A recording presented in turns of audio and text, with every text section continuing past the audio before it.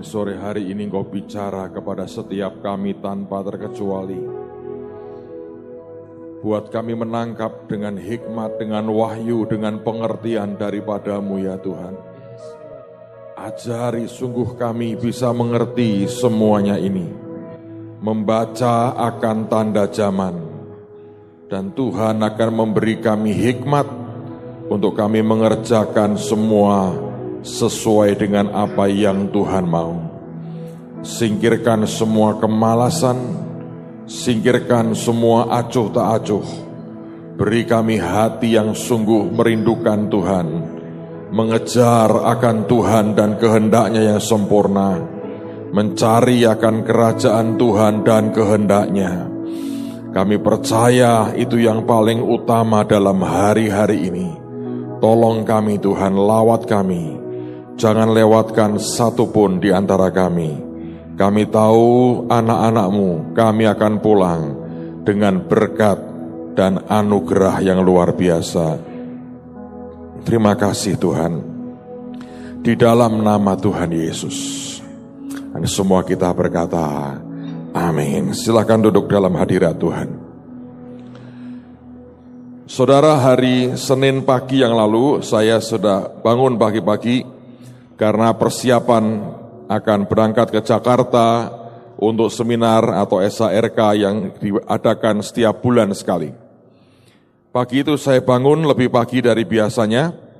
Saya duduk di luar, saya lagi berdoa dan tiba-tiba saya berkata, pada waktu saya berkata begini, Tuhan, aku harus bicara apa kepada anak-anak-Mu? Dan pada saat itu ketika saya lagi berdoa, tiba-tiba Roh Kudus berkata begini, kamu lihat buku itu sudah lama dan saya tahu seseorang memberikan buku itu kepada saya beberapa waktu yang lalu. Dan kemudian sejujurnya sampai dengan hari itu saya belum sempat membacanya. Dan Roh Kudus berkata, buka nak buku itu, kamu akan lihat sesuatu. Jadi saya ambil, itu buku ditulis oleh seorang hamba Tuhan bernama Steve Siokolanti. Dan ketika saya baca, saya kaget sekali karena Roh Tuhan mengarahkan saya pada halaman tertentu. Dan di situ ada sebuah data yang menurut saya ini data yang mencengangkan sekali. Malam hari ini, sebagaimana yang Tuhan kehendaki, saya akan coba ajak Anda melihat, membahas, untuk kita paling tidak punya gambaran zaman seperti apa yang kita hidupi dalam hari-hari ini. Sebab orang yang tidak mengerti akan peta zaman, dia akan dengan gampang bertindak sesuai dengan apa yang salah. Tapi kalau kita memahami akan peta zaman, maka saya percaya Anda dan saya akan melihat sesuatu yang ajaib. Nah, sebelumnya sebagai dasar, mari kita lihat Mazmur pasal yang ke-90.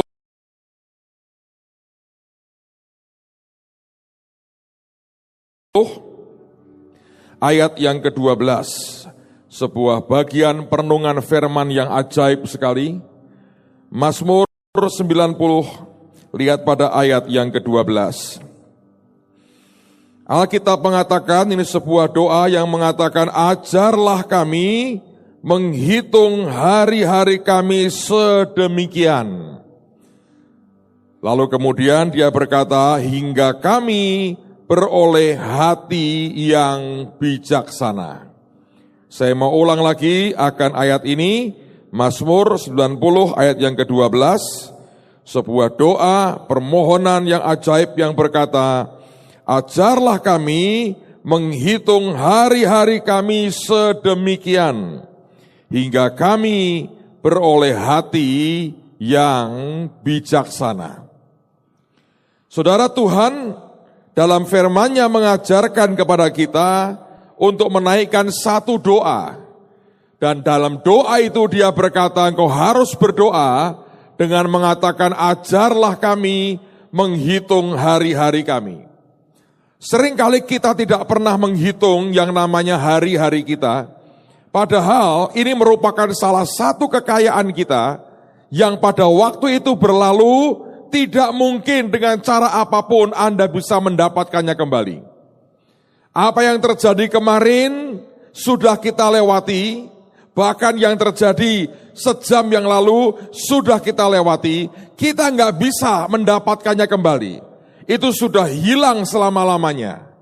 Nanti yang kita alami dalam jam ini, 2 jam lagi kita berkata, sudah lewat. Yang sisa tinggal efeknya atau akibatnya. Sedangkan waktunya sudah tidak mungkin ditebus atau kita ambil kembali. Nah, betapa pentingnya kita menghitung akan hari-hari kita. Dan Tuhan mengajar, engkau mesti berdoa, ajari aku Tuhan, menghitung hari-hari kami. Supaya apa? Kita memperoleh hati yang bijaksana. Dan hati yang bijak adalah hati yang menimbang semuanya, lalu kemudian membuat keputusan yang benar sebagaimana yang seharusnya kita buat. Tadi pagi ketika selesai kebaktian, saya ngobrol dengan hamba Tuhan Larry Kefauver. Dan dia menceritakan akan sebuah buku yang ditulis oleh pilot pesawat terbang atau pesawat komersial Amerika yang sekian tahun lalu mendarat di sebuah sungai Hudson River yang ada di Amerika oleh karena mesin daripada pesawat itu ditabrak burung, kemasukan burung dan mati. Dan dia tidak ada pilihan lain, mesinnya mati, dia harus mendaratkan pesawat ini. Dan tidak ada landasan di dekat sana, dia harus terjun atau dia harus turunkan di Hudson River. Dan dia mengatakan, saya hanya punya waktu 3 menit dan sekian detik untuk sebelum pesawat itu mendarat. Kemudian dia diwawancara oleh wartawan. Dia berkata, dari rekaman suaramu di kokpit waktu kejadian itu, Anda begitu tenang, Anda begitu kalem, tidak gugup. Kenapa? Ya dia berkata, saya sudah dilatih. Saya ini terlatih, saya pilot yang terlatih dan terus berlatih. Lalu kemudian dia bertanya lagi wartawan ini, yang kamu pikirkan apa? Ya saya memikirkan bagaimana caranya saya mendaratkan pesawat ini sehingga semua penumpang saya selamat. Lalu kemudian dia tanya lagi, terus kamu mikir apa lagi? Dan dia berkata, dalam keadaan seperti itu, hanya ada waktu 3 menit, gak ada waktu mikirkan yang lain. Yang ada cuma satu, saya harus membuat pesawat ini mendarat dan penumpang saya semuanya selamat. Lalu seseorang mengatakan, sebetulnya itulah yang harus dimiliki sebagai karakter orang Kristen. Kita membiarkan diri kita dilatih Tuhan sedemikian rupa, sehingga keadaan apapun yang kita alami, reaksi kita itu otomatis merupakan reaksi yang benar.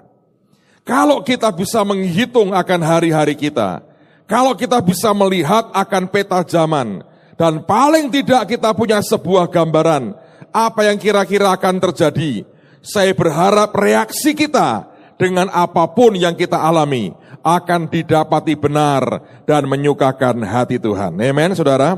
Nah, sekarang pertanyaannya adalah bagaimana kita menghitung akan hari-hari kita. Ada satu kejadian yang menarik dan saya mau bacakan sebagai dasar. Lihat pada kitab Kejadian pasal yang pertama. Kejadian pasal yang pertama, ayat yang ke-14 dan ayat yang ke-15. Kejadian pasal yang pertama, ayat 14 dan ayat yang ke-15. Berfirmanlah Allah, jadilah benda-benda penerang pada cakrawala untuk memisahkan siang dari malam. Biarlah benda-benda penerang itu menjadi tanda yang menunjukkan masa-masa yang tetap dan hari-hari dan tahun-tahun. Dan sebagai penerang pada cakrawala, biarlah benda-benda itu menerangi bumi, dan jadilah demikian. Saudara, minggu depan, minggu sore kita akan masuk di tahun Ayin Gimel. Ayin artinya mata atau mata Tuhan, Gimel adalah seperti yang kita tangkap kemarin, gambaran dari orang yang kaya yang berlari, mengejar, menolong, memberkati orang miskin. Maka tahun depan itu merupakan tahun di mana mata Tuhan akan tertuju kepada orang-orang yang sedemikian. Nah, Kita mengatakan, Pak, kita sudah tahun baru di 31 Desember masuk 1 Januari. Apa kaitan kita merayakan Ayin Gimel? Bukankah itu hanya untuk orang Yahudi? Jangan salah.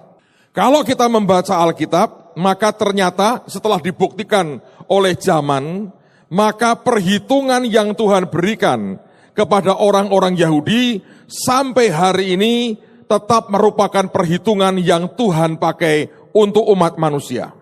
Karena itu apapun yang terjadi pada mereka selalu diberikan tanda. Nah, Kejadian pasal yang pertama mengatakan bahwa semua benda penerang yang namanya matahari, yang namanya bulan dan sebagainya, itu dijadikan sebagai, Alkitab mengatakan, let them, biarkan semua itu, be for sign, jadi tanda-tanda, dan juga dikatakan untuk menunjukkan akan season atau masa. Nah, season di sini artinya adalah perayaan-perayaan atau feast atau pesta-pesta rohaninya orang Yahudi. Saudara sekalian, kalau kita membaca maka Tuhan mengatakan benda penerang itu ada kaitannya dengan perayaan-perayaan Yahudi. Oke? Nah, dari dasar inilah saya harap Anda memperhatikan, kita akan melihat akan adanya tanda-tanda di langit yang ternyata itu berkaitan dengan yang namanya perayaan-perayaan Yahudi. Terutama dua perayaan besar mereka, yaitu Paskah dan Sukot. Paskah itu ketika anak domba disembelih, digambarkan, disempurnakan, dilengkapi, digenapi oleh Yesus ketika dia mati dan bangkit buat kita. Sukot merupakan pesta pondok daun, di mana mereka merayakan akan membuat akan pondok dari daun, mereka merayakannya, dan itu simbol dari kedatangan Tuhan yang kedua kali. Nanti kita akan buktikan. Nah, sekarang Alkitab mengatakan bahwa kita harus melihat akan semua tanda, bintang, matahari, dan sebagainya sebagai tanda, tapi juga berkaitan dengan perayaan-perayaan Yahudi. Nah, apa tanda yang akan Tuhan berikan? Kita lihat beberapa ayat. Yang pertama, Yoel pasal yang kedua. Kitab Nabi Yoel pasal yang kedua.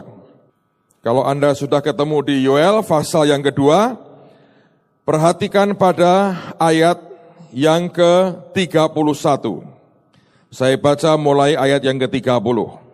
Atau mungkin ayat 28, bagus kita baca. Judulnya Hari Tuhan.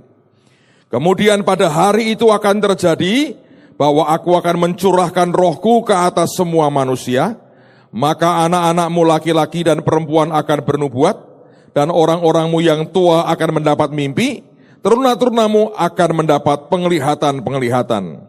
Juga ke atas hamba-hambamu laki-laki dan perempuan akan kucurahkan rohku pada hari-hari itu. Ini merupakan berita pencurahan roh Tuhan yang luar biasa.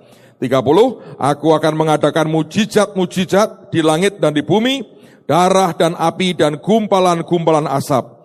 Ayat yang ke-31, Alkitab berkata, matahari akan berubah menjadi gelap gulita dan bulan menjadi darah sebelum datangnya hari Tuhan yang hebat dan dahsyat itu. Jadi ini terjadi sebelum hari Tuhan yang hebat dan dahsyat itu akan datang. Kalau dikatakan matahari menjadi gelap, maka orang sekarang mengerti itu yang namanya gerhana matahari total. Tapi kalau sampai dikatakan dan bulan menjadi darah, istilah yang dipakai adalah blood moon atau bulan darah. Nah, itu merupakan bagian dari gerhana bulan. Saudara sekalian, ini Anda harus perhatikan. Maka Tuhan berkata, engkau akan melihat matahari gelap, akan terjadi yang namanya gerhana matahari total. Yang kedua akan ada tanda namanya blood moon atau bulan darah. Nah, Tuhan berkata itu akan terjadi menjelang hari Tuhan yang dahsyat. Sekarang mari kita bandingkan beberapa ayat lagi. Kebenaran ini dikutip lagi dalam Kisah Rasul pasal yang kedua. Kisah Rasul pasal 2 ayat yang ke-20 dan ayat yang ke-21. Kisah Rasul pasal 2 ayat 20 dan 21. Dalam khotbah perdananya, Rasul Petrus mengutip akan tulisan dari kitab Nabi Yesaya, dan dia mengatakan matahari akan berubah menjadi gelap gulita dan bulan menjadi darah sebelum datangnya hari Tuhan, hari yang besar dan mulia itu. Lalu ayat 21 ditandai dengan sebuah yang namanya lawatan yang ajaib. Dan barang siapa yang berseru kepada nama Tuhan akan diselamatkan. Saudara, inilah yang membuat kenapa kita harus memberitakan kabar baik. Supaya satu hari ketika banyak orang mencoba nama lain gagal, mereka pernah dengar akan nama Yesus. Karena firman berkata, barang siapa yang berseru kepada nama Tuhan akan diselamatkan. Tapi intinya Petrus mengutip akan perkataan nubuatan dari kitab Nabi Yoel. Nah, kalau satu ayat ditulis buat kita itu penting. Tapi kalau perjanjian lama mengatakannya, perjanjian baru diulang lagi, itu merupakan hal yang sangat penting buat kita. Sekarang kita bandingkan dengan Matius pasal yang ke-24. Matius pasal yang ke-24, lihat pada ayat yang ke-29. Akan ada sebuah sign yang lain lagi yang mirip sama, tapi tidak persis sama. Segera sesudah siksaan pada masa itu, matahari akan menjadi gelap dan bulan tidak bercahaya dan bintang-bintang akan berjatuhan dari langit dan kuasa-kuasa langit akan goncang. Disambung dengan perkataan pada waktu itu akan nampak tanda anak manusia di langit. Dan semua bangsa di bumi akan meratap dan mereka akan melihat anak manusia itu datang di atas awan-awan di langit dengan segala kekuasaan dan kemuliaannya. Ini merupakan hal yang ajaib, hari di mana Tuhan menyatakan dirinya. Lihat lagi di Wahyu pasal yang ke-6. Wahyu pasal yang ke-6. Kalau Anda sudah sampai di Wahyu 6, lihat pada ayat yang ke-12. Wahyu pasal 6 ayat yang ke-12. Alkitab berkata, maka aku melihat ketika anak domba itu membuka meterai yang ke-6. Sesungguhnya terjadilah gempa bumi yang dahsyat, dan matahari menjadi hitam bagaikan karung rambut, dan bulan menjadi merah seluruhnya bagaikan darah. Inilah yang namanya blood moon, di mana terjadi yang namanya gerhana matahari dan bulan. Saudara sekalian, kalau Anda melihat ini, Tuhan mengatakan itu ada kaitan dengan perayaan-perayaan Yahudi. Sejak kejadian pasal pertama, Tuhan sudah mengatakan, hei, itu ada kaitannya. Kamu harus belajar melihat akan tanda zaman. Nah, ternyata ketika diteliti saudara sekalian, itu berkaitan dengan dua festival atau perayaan Yahudi. Yang pertama namanya Paskah, yang kedua namanya Sukot atau Pondok Daun. Perayaan Paskah digenapi oleh Yesus ketika dia mati dan bangkit buat kita. Di perjanjian lama terjadi ketika mereka di Mesir, Tuhan perintahkan sembelih anak domba, dagingnya engkau makan, darahnya engkau oleskan pada pintu. Dan Tuhan menggenapkan dengan berkata, inilah tubuhku dan inilah darahku. Dan itu merupakan penggenapan dari peristiwa Passover, Paskahnya orang Yahudi. Tapi kemudian ada yang namanya perayaan Pondok Daun atau Sukot atau Tabernakel. Saudara, menurut catatan, Bait Allah Salomo itu didedikasikan pada hari raya Tabernakel. Kalau Anda masih ingat peristiwa ketika Tuhan di gunung kemuliaan, Gunung Tabor, ketemu dengan Musa dan Elia, Petrus mengatakan, Tuhan, alangkah luar biasanya tempat ini, izinkan kami membuat akan tiga kemah buat engkau, satu buat engkau, satu buat Musa, satu buat Elia. Sebetulnya banyak orang mengatakan besar kemungkinan itu akan terjadi, itu terjadi pada waktu hari raya Tabernakel. Nah, orang bertanya, Pak, apa kaitan Tabernakel dengan kedatangan Tuhan yang kedua kali? Coba kita lihat sekarang Wahyu pasal yang ke-7. Wahyu pasal 7 ayat yang ke-9. Wahyu pasal 7 ayat yang ke-9. Saudara, nanti kalau Anda sudah menangkap semuanya ini, saya berharap tidak ada orang yang menyia-nyiakan hidupnya lagi. Semua kesempatan yang Tuhan beri, sambar kairosnya dengan cepat. Wahyu 7 ayat yang ke-9. Kemudian daripada itu, aku melihat sesungguhnya suatu kumpulan besar orang banyak yang tidak dapat terhitung banyaknya, dari segala bangsa dan suku dan kaum dan bahasa, berdiri di hadapan tahta dan di hadapan Anak Domba, memakai jubah putih dan memegang daun-daun palem di tangan mereka. Dan dengan suara nyaring mereka berseru, keselamatan bagi Allah kami yang duduk di atas tahta dan bagi Anak Domba. Bagi kita kelihatannya ini tidak membicarakan apapun. Mereka datang membawa daun palem, mereka menyambut, mereka menghadap tahta daripada Yesus Tuhan. Tapi orang Yahudi mengerti, dari rangkaian seluruh perayaan mereka, hanya satu peristiwa di mana mereka mengangkat daun palem. Kapan itu? Waktu tabernakel. Saudara, ini ada hal yang ajaib sebetulnya.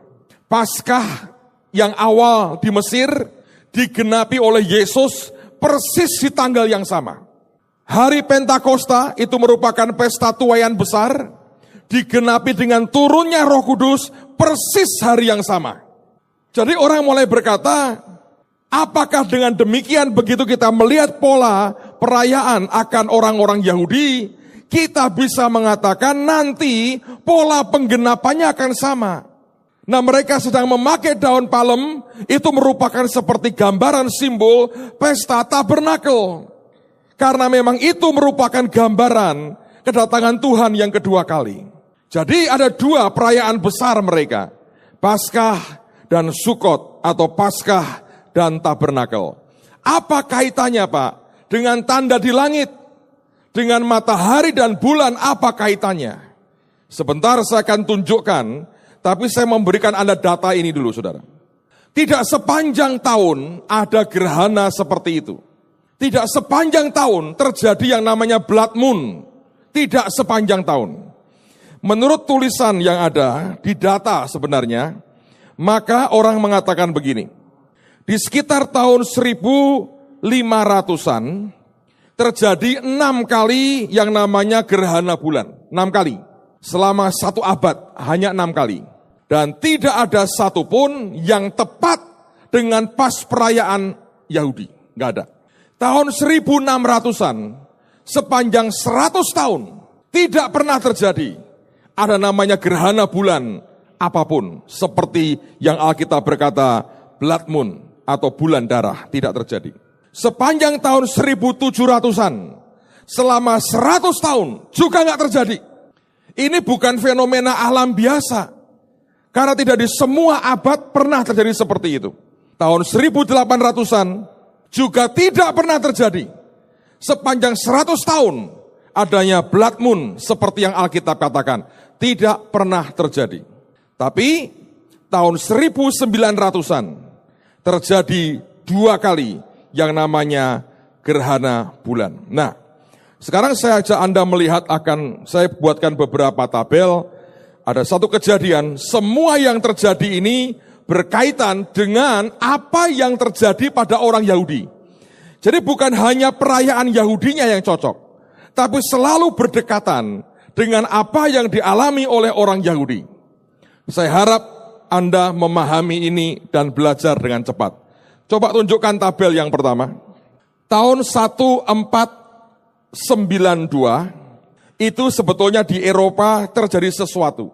Di negara Spanyol, mereka sebetulnya entah karena sebab apa, para pemimpin gereja mengatakan bahwa orang Yahudi dan orang Islam, terutama orang Yahudi, adalah orang-orang yang membujuk orang-orang Katolik untuk meninggalkan iman mereka. Dan sehingga mereka sebagian pindah jadi orang Kristen non-Katolik, sebagian katanya ikut jadi orang Yahudi. Nah, itu terjadi sekian tahun sebelumnya dan puncaknya tahun 1492. Selama beberapa waktu terjadi, mereka sebetulnya membuat yang namanya secara sistematik menghancurkan orang Yahudi yang pernah tinggal di Spanyol. Maka harta mereka dirampas, kekayaan mereka diambil, uang mereka diambil, dan orang Yahudi diusir keluar dari Spanyol. Itu peristiwa yang mengerikan sekali. Karena setelah mereka tinggal bertahun-tahun di negara itu, Hari itu mereka mengalami sebuah aniaya yang dilakukan oleh negara terhadap mereka. Itu hal besar. Nah, itu terjadi tahun 1492. Berdekatan dengan itu, di tanggal 2 April 1493, itu terjadi namanya Blood Moon, gerhana bulan. Dan yang ajaib, itu persis waktu Paskah. Jadi tahun 1492 orang Yahudi mengalami aniaya. Setahun kemudian kira-kira, persis waktu Paskah, terjadi yang namanya Blood Moon, 2 April 1493. Di tahun yang sama, ini aneh, di tahun yang sama, terjadi lagi gerhana bulan yang Blood Moon, bulan jadi darah, tanggal 25 September 1493, itu persis hari raya Sukot. Dalam satu tahun, 2 kali Blood Moon, bulan darah, yang satu tepat dengan waktu Paskah, yang kedua tepat dengan waktu Sukot. Lalu tahun berikutnya, orang berkata, itu kebetulan. Tahun berikutnya, tanggal 22 Maret 1494, terjadi lagi akan Blood Moon atau bulan darah, dan tepat itu hari Paskah. Lalu 15 September tahun yang sama, terjadi lagi Blood Moon, persis waktu Sukot. Alkitab berkata, 2 saksi sah. Kalau cuma tahun pertama terjadi, orang berkata kebetulan. Kalau 2 tahun berturut-turut seperti ini, apakah ini kebetulan? Pertanyaannya. Maka orang berpikir lagi tentang perkataan Tuhan, Kejadian pasal pertama. Itu dari sign dan jadi tanda untuk perayaan. Di perayaan Yahudi tergenapi yang namanya Blood Moon, 2 tahun berturut-turut. Ingat Alkitab berkata, oleh 2 saksi sebuah perkara itu sah. Tuhan mau berkata, 2 tahun berturut-turut aku tunjukkan sebuah tanda. Yang hanya Tuhan yang bisa melakukannya, manusia tidak bisa melakukannya. Di 2 tahun berturut-turut tiap tahun terjadi Blood Moon, bulan darah, Paskah, Sukot, Paskah, Sukot. Ini merupakan bukti pertama. Pertanyaannya lagi adalah, apakah ini sekedar sebuah kebetulan? Nah, zaman berlalu, tahun 48 Israel merdeka. Israel merdeka tahun 1948. Coba yang kedua. Draft yang kedua, bag yang kedua. Oke. Nah, tahun 48 Israel merdeka. Kira-kira setahun kemudian, 13 April tahun 1949, terjadi lagi Blood Moon, bulan darah. Dan itu persis waktu Paskah. Di tahun yang sama, 7 Oktober 49, bulan darah lagi. Persis waktu itu Sukot. Siapa yang bisa membuat seperti ini, saudara? Kecuali Tuhan memang mau menunjukkan sesuatu dan bicara kepada anak-anaknya. Orang berkata, kebetulan Pak, tahun berikutnya, ingat dua saksi sah. Tahun berikutnya, di 2 April 1950, Blood Moon lagi, bulan darah. Itu persis waktu Paskah. Di tahun yang sama, 25 September tahun 50, bulan darah lagi, persis itu waktu Sukot. 2 tahun berturut-turut, Paskah, Sukot, Paskah, Sukot. Apakah ini kebetulan? Dan 4-empatnya bulan darah dalam 2 tahun, 4 kali, dan 2 tahun berturut-turut Blood Moon terjadi. Tahun 48, Israel merdeka. 42 mereka menderita, 48 dia merdeka. Tuhan menurut saya percaya itu bicara kepada manusia. Ingat, ini berkaitan dengan feast, dengan perayaan-perayaan orang Yahudi. Orang masih berkata, kebetulan Pak, kebetulan. Oke, bukti yang ketiga sekarang. Sudah 2 tahun, 2 periode ini, sekarang yang ketiga. Tahun 1967, Israel mengalami 6-day wars atau perang 6 hari. Di tahun itu, tanggal 7 Juni 67, mereka mengambil alih kota Yerusalem sampai dengan hari ini. Anda pernah dengar namanya perang salib, Crusaders? Itu atau Crusade, itu merupakan perang memperebutkan Palestina, tanah perjanjian, tanah Kanaan. Yang paling diperebutkan kota Yerusalem. Israel ambil alih tanggal 7 Juni 1967, dia ambil akan kota Yerusalem. Saya pernah nonton filmnya, mereka perang dari rumah ke rumah melawan tentara Yordan. Begitu sampai mereka kuasai, mereka pergi ke tembok ratapan, mereka berdoa, termasuk Jenderal Moshe Dayan yang mata satu itu. Dia berdoa di tembok ratapan. Nah, apa yang terjadi? Itu pada tahun 67. Di tahun yang sama, 24 April 67, Blood Moon lagi terjadi. Dan itu Paskah. Tahun 67, 18 Oktober 67, Sukot. Blood Moon lagi. Ingat, orang berkata, kebetulan Pak, 2 saksi sah. Di tahun berikutnya, tahun 68, 13 April 68, Blood Moon lagi, itu Paskah. Tahun yang sama tahun 68, 6 Oktober 68, Blood Moon lagi, persis Sukot. 2 saksi sah. Dari peristiwa tahun 1492, 48, 67, lihat polanya sama. Apapun yang terjadi pada orang Israel atau orang Yahudi, ada tanda seperti ini. Masihkah kita berkata, ini kebetulan? Nah, sekarang kita sampai kepada bagian yang saya berharap Anda akan mengambil sebuah kesimpulan sendiri. Kalau dalam sejarah manusia terjadi begini, lalu teknologi sekarang itu canggih sekali. Ke depan apakah akan terjadi yang seperti ini? NASA, Badan Luar Angkasa Amerika Serikat, membuat sebuah kalkulasi. Dalam kalkulasi itu, mereka berkata, akan ada di mana dalam 2 tahun berturut-turut, peristiwa Paskah Sukot akan terjadi lagi. Kalau sebelumnya kita mengatakan ada peristiwa dengan orang Yahudi, maka tandanya adalah Paskah Sukot, Blood Moon. Berarti kalau sampai terjadi lagi, mengacu kepada 3 hal tadi, besar kemungkinan akan terjadi sesuatu. Pertanyaannya adalah, kapan itu akan terjadi? Tampilkan yang berikutnya. Menarik sekali, tidak terlalu lama dari waktu kita. Saudara, 15 April 2014, yang sebelah kanan saya, Anda perhatikan, 15 April 2014, itu merupakan Blood Moon, persis waktu Paskah. Maka itu berarti tidak sampai 2 tahun lagi. Kira-kira mungkin 1,5 tahun lagi ya, kurang lebih. Di 2014, 8 Oktober, akan ada Blood Moon lagi, dan itu jatuh waktu Sukot atau Tabernakel. Pemilu bulan apa ya? Nggak tahu saya. Karena Pak Presiden tidak ingin mencalonkan diri.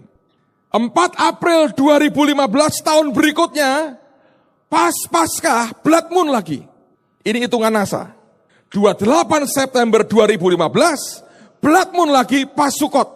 Ayo, menurut saudara, apakah ini sebuah kebetulan lagi? Sesuatu akan terjadi berkaitan dengan orang Yahudi. Dan efeknya ke seluruh dunia. Yang ajaib di 2015, akan ada 2 kali gerhana matahari. Dan itu gerhana matahari total. 20 Maret, itu buat mereka punya namanya Religious New Year. Orang Yahudi punya 2. Civil New Year, itu Rosh Hashanah, seperti nanti minggu depan, itu Civil New Year mereka. Tapi mereka juga punya Religious New Year. Tahun baru agama mereka. Tahun baru agama mereka, 20 Maret 2015, akan ada gerhana matahari. Matahari akan gelap, hitam, seperti karung rambut. Tapi 14 September 2015, akan terjadi gerhana matahari sebagian. Dan itulah Rosh Hashanah. Jadi 2 tahun lagi, persis waktu Rosh Hashanah, tahun baru Yahudi, itu masuk dan kena gerhana matahari sebagian. Dan apakah ini kebetulan? Di 2014 dan 2015 akan seperti ini. Saya tidak berkata, Yesus akan datang pada waktu itu. Tidak. Sebab ini akan terjadi sebelum datangnya hari Tuhan yang dahsyat. Lalu kapan pada datangnya? Tidak ada orang tahu. Saya tidak ingin lebih daripada Yesus. Kalau Yesus berkata, saya tidak tahu, masakan Petrus Agung lebih dari Yesus dan berkata, gua tahu. Bohong, saudara. Bagian saya sebagai hamba Tuhan, hanya mengatakan kepada Anda, ini fakta yang terjadi selama sekian abad, dan ini yang dalam setahun setengah sampai 2 tahun ke depan akan ada sebuah fenomena yang seperti ini. Dan apakah itu berkaitan dengan kita? Yes. Karena apapun yang terjadi pada orang Yahudi akan mempengaruhi semua di seluruh dunia. Ada seorang hamba Tuhan yang hanya menduga, saya berkata hanya menduga ya, tidak ada orang bisa meramalkan apa-apa. Besar kemungkinan peristiwa-peristiwa itu di tahun-tahun itu akan tercipta sebuah perdamaian di Timur Tengah, tanda petik. Seseorang akan muncul dan menciptakan sebuah perdamaian di Timur Tengah. Dan orang itulah yang akan dianggap sebagai Mesias oleh orang Yahudi. Dan besar kemungkinan orang Yahudi akan diizinkan membangun kembali bait Allah mereka. Karena mereka sebetulnya sudah sangat siap dengan itu. Dan kalau itu terjadi, maka sebetulnya itulah antikris yang sedang muncul. Peristiwa Olimpiade London yang lalu, saudara, orang-orang yang memperhatikan semua tanda yang mereka pakai, mereka melihat dalam video itu begitu jelas digambarkan Lucifer muncul, malaikat yang jatuh, ikonnya pun mata satu, dan sebagainya. Dan mereka mengatakan bahwa inilah tanda kebangkitan atau munculnya antikris di dunia. Sampai hari ini masih dibiarkan, Tuhan masih tahan, tidak dibiarkan itu muncul. Tapi banyak hamba Tuhan mengatakan besar kemungkinan. Lihat dari pola ini, 2014-15, mungkin sebelumnya atau 13 mulai, kita tidak tahu. Karena kalau beberapa kejadian, setahun berikutnya baru ada ini. Apakah mungkin di tahun depan, atau mungkin 2016, atau 2014, tidak ada yang tahu. Tapi mereka menduga sesuatu terjadi di Israel, tentu ada sesuatu yang aneh. Ada orang lain yang mengatakan, aku menduga yang lain katanya. Mungkin sekali Iran kirim rudal nuklirnya ke Israel. Tidak ada orang yang tahu. Tapi saya mau berkata, saudara, kita hidup dalam zaman yang sangat serius. Nah, kalau sudah begini harus ngapain, Pak? Apakah saya harus pakai jubah putih-putih, bawa palem setiap hari? Anda akan ketemu dengan makhluk angkasa luar. Anda akan ketemu dengan banyak setan dan tidak pernah ketemu dengan Tuhan.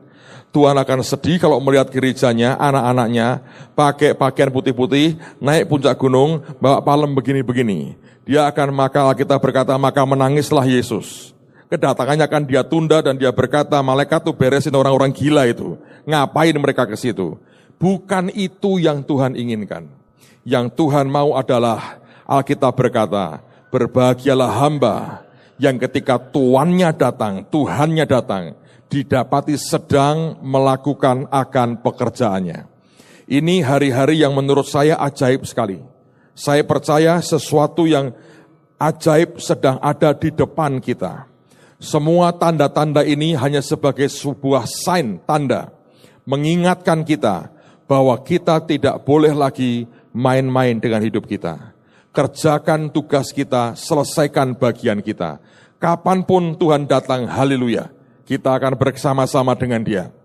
Tapi penting sekali, semua kita, jangan biarkan kita terlena dengan apapun. Anda boleh nikmati kok berkat Tuhan, tapi kerjakan bagian kita, lakukan yang Tuhan perintahkan, buat yang apapun yang Dia mau. Kapanpun Dia datang, engkau didapati sedang melakukan akan tugasmu. Yang kedua, mari belajar jadi umat yang dewasa. Umat yang merespon dengan benar apapun yang Anda alami. Berhenti sakit hati, berhenti kecewa, berhenti kekanak-kanaan, berhenti mutung, berhenti ngambek, berhenti balas dendam, berhenti dengan semua yang Anda mengerti tidak membuat Tuhan bahagia. Tidak sama sekali. Saya berkata, mari kita responi semua jadi umat yang dewasa, yang siap menyambut Tuhan datang yang kedua kali. Kalau tidak, saudara, menurut saya, Anda dan saya, atau siapapun yang tidak merespon dengan benar, dengan gampang kan tertinggal. Kita nggak pernah ngerti berapa waktu lagi. Saya nggak pernah mengatakan, ini tahun Tuhan datang, saya nggak berani mengatakan. Yesus mengatakan hari dan saatnya hanya Bapa yang tahu. Biarkan itu rahasia Bapa. Tapi saya mau berkata buat saudara, paling tidak Dia memberikan sebuah tanda. Paling tidak Tuhan memberikan warning kepada kita. Sesuatu sudah ditetapkan dan semuanya sudah siap. Pertanyaannya adalah, kehidupan seperti apa yang kita hidupi pada hari ini. Saudara, saya punya kerinduan besar, doa Mazmur tadi merupakan doa kita.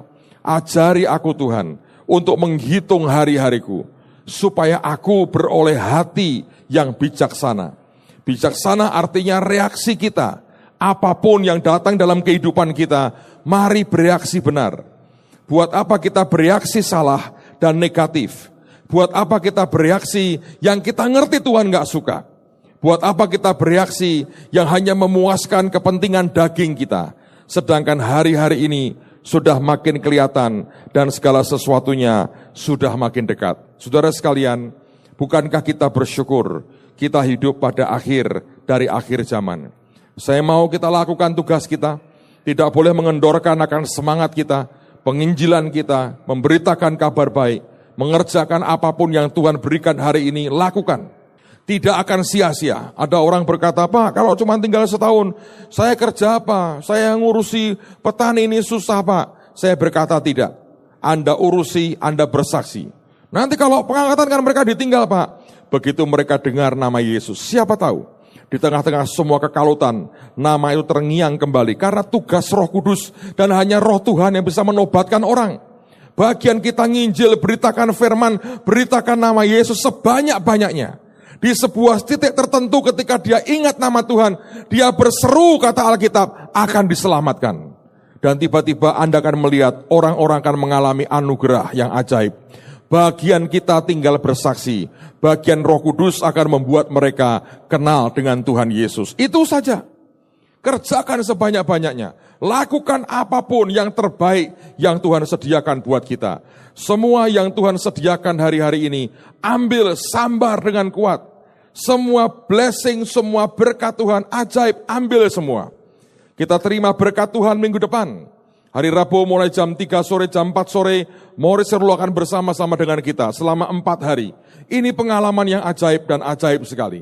Lalu kemudian kita 16-nya, kita ada Ayin Gimel, dan kemudian 18-19, Benny Hinn akan bersama-sama dengan kita. Ini apa saudara? Dia mau berkata, nah aku mau siapkan hidupmu. Aku mau berikan kalian berkat yang ajaib. Datang dengan haus dan lapar akan Tuhan. Ada banyak orang datang dan haus tidak dengan lapar akan Tuhan. Saya melihat contoh di Alkitab, seorang ibu bernama Hana di kitab Samuel. Dia mandul dan tidak punya anak. Yang jadi imam waktu itu, Imam Eli yang jahat. 2 anaknya, Hofni, Pinehas, jahat semuanya. Imamnya jahat, pendetanya jahat, anaknya jahat. Tapi dia carinya Tuhan. Dan bukankah Imam Eli yang dipakai Tuhan bernubuat kepada Hana, kamu akan diberkati Tuhan. Dan Tuhan memberikan anak kepadanya. Dan waktu anaknya lahir namanya Samuel, setelah disapi, diberikan Tuhan juga lewat Imam Eli. Dan kalau imam seperti Imam Eli saja, dalam kairos Tuhan bisa dipakai memberkati seorang ibu bernama Hana, sehingga dia punya anak bernama Samuel, seorang hakim terakhir yang mengurapi 2 raja Israel. Saya pikir Tuhan memberikan kepada kita, hamba-hamba Tuhan, yang akan jadi berkat yang ajaib buat kehidupan kita. Pertanyaannya adalah apakah saudara cukup serius dengan hidupmu, dan apakah Anda punya haus dan lapar akan Tuhan. Kalau engkau tidak memiliki itu saudara, lupakan. Semua data ini tidak ada gunanya. Tapi kalau kita mau serius mengerjakan yang Tuhan mau, sesuatu yang ajaib akan berlaku dan terjadi dalam kehidupan kita. Yang percaya katakan amin. Saya melihat ini waktu-waktu percepatan yang luar biasa. Minggu lalu saya cerita tentang student company misalnya. Saya lihat dapatkan respon yang ajaib dari banyak saudara. Saya berterima kasih buat beban hatimu untuk mereka, teman-teman, anak-anak yang ingin kuliah dan sekolah. Saya juga ingin berterima kasih Anda dengan sebagian Anda dengan tekun memberikan persembahan Rp1.000 setiap hari. Kalau kita menjamu akan hamba-hamba Tuhan itu, oleh karena Anda melakukannya, maka Anda punya hak untuk menuai dengan luar biasa. Saya bersyukur dengan teman-teman yang setia pergi kepada bangsa-bangsa jadi berkat di sana. Sebuah keajaiban yang luar biasa. Kita jadi berkat buat bangsa-bangsa. Ayo lanjutkan terus apa yang sudah dan sedang Tuhan kerjakan di tengah-tengah kita. Tadi pagi saya terima nubuatan yang ajaib dari Pastor Larry Kefauver. Dia mengatakan bahwa Tuhan akan memakai kita jadi alat untuk mengentaskan kemiskinan banyak orang. Bukan hanya orang Kristen tapi orang di luar. Saya melihat sebuah kehormatan yang Tuhan beri. Ketika kami selesai, Dia berikan saya nubuatan pribadi yang ajaib juga. Saya terima dengan iman nubuatan itu. Dan saya mau berkata buat saudara, ini waktu yang terbaik. Mari lakukan semua dengan takut dan gentar akan Tuhan. Karena kita cinta Dia. Kapanpun Dia datang, kita bersyukur. Kalaupun belum, mari kita kerjakan sampai tuntas, sampai garis akhir. Semua yang Tuhan berikan buat kita. Yang percaya katakan amin. Tutup Alkitabmu saudara, saya mau ajak Anda nyembah Tuhan dan menyiapkan hati kita pada malam hari ini. Siapa yang nikmati berkat Tuhan malam hari ini? Saya berharap jadi sebuah catatan penting. Ingat, Rabu jam 4 sore, jam 3 sore, Morris akan mulai dengan School of Ministry. Anda akan terima sebetulnya nanti sertifikat kalau Anda ikuti full. Anda akan terima sertifikat dari dia School of Ministry. Saudara, kami juga akan sediakan sebetulnya snack. Kalau boleh tahu siapa yang Anda bertekad pagi akan datang sehingga kami sediakan snacknya. Boleh angkat tangan yang akan datang pagi hari. Tinggi-tinggi. Kalau Anda bisa cuti-cutilah. Kalau Anda bisa datang-datanglah. Datang tepat pada waktunya ya, supaya Anda bisa nikmati anugerah Tuhan. Mari kita berdiri bersama-sama. Jadikan kami milik kesayangan-Mu, dalam gelora pelukan cinta-Mu, yang ku ingini sepenuh hati Engkau saja. Jadikan kami milik-Mu Tuhan, jadikan kami milik kesayangan-Mu, dalam gelora pelukan cinta-Mu, yang ku ingini sepenuh hati Engkau saja.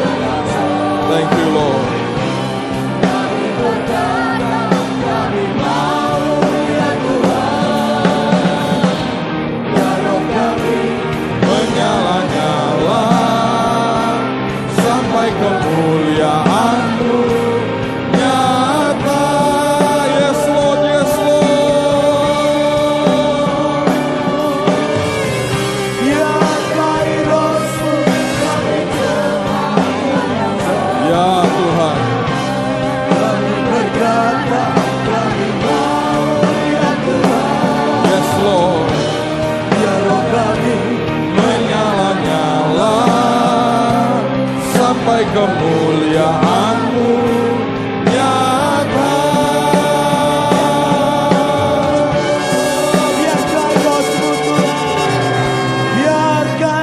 Saudara, ini waktu di mana kita harus berdoa supaya keluarga kita yang belum diselamatkan.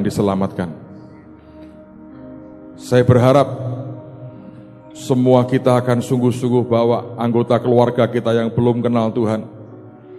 Ini hari-hari di mana kita mesti doakan mereka supaya mereka diselamatkan. Tapi saya percaya kita juga harus berdoa supaya Tuhan memberi kita anugerah dan guidance apa yang harus kita lakukan. Semua agenda kedagingan kita di drop. Kita minta agenda Tuhan berlaku buat kita. Mari angkat tanganmu sama-sama saya lagi. Pesan Tuhan malam hari ini, biar tidak hanya berlalu begitu saja, tapi sampai ke dasar hati kami yang paling dalam. Kami menangkap akan hati-Mu. Kami butuh anugerah Tuhan, dan kami hidup dalam anugerah-Mu setiap saat. Terima kasih Bapa. Terima kasih untuk umat yang mencintai Engkau. Terima kasih buat umat yang mengasihi Engkau, yang mentaati apapun yang Tuhan mau. Malam ini kami mau bawa korban kami. Kami kembalikan perpuluhan kami berikan syukur kami dan nasar kami. Bicara ya Tuhan, berapa yang Engkau mau kami taburkan hari ini. Terpujilah nama-Mu Tuhan, terpujilah nama-Mu. Kami bersyukur karena Engkau ajaib. Kami bersyukur karena Engkau baik. Terima kasih Tuhan, terima kasih. Kau bicara dan biarkan umat-Mu dalam anugerah-Mu mentaatinya. Dan terima penyembahan kami dengan harta ini.